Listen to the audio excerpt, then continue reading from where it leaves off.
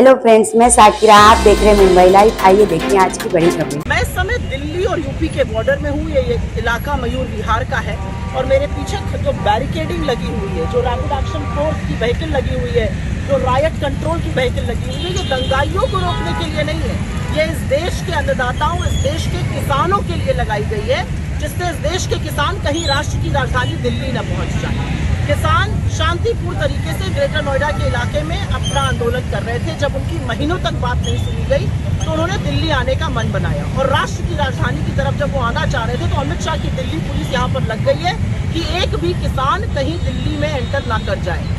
ये क्या बर्बरता है? जब भी किसान आना चाहता है तो आप उसके रास्ते में कीले बिछवाते हैं, बैरिकेडिंग लगवाते हैं, रायट व्हीकल लगवा देते हैं, पुलिस तैनात हो जाती है।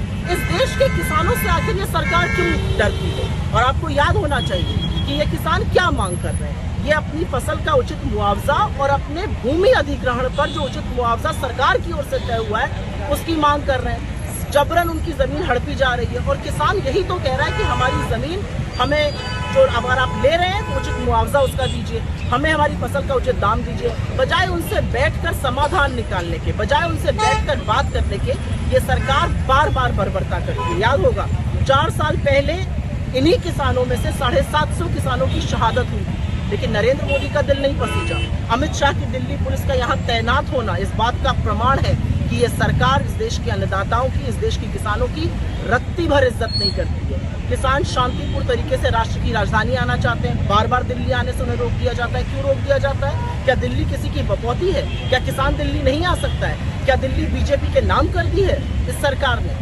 किसान शांतिपूर्ण तरीके से आए, उससे बात कीजिए, समाधान निकालिए, वार्ता कीजिए, चर्चा कीजिए। लेकिन किसानों को आतंकियों की तरह ट्रीट करना, रायट व्हीकल लगवाना और यहाँ पर इतनी पुलिस की तैनाती इस बात का प्रमाण है कि नरेंद्र मोदी के दिल में किसानों के लिए जरा भी सम्मान है।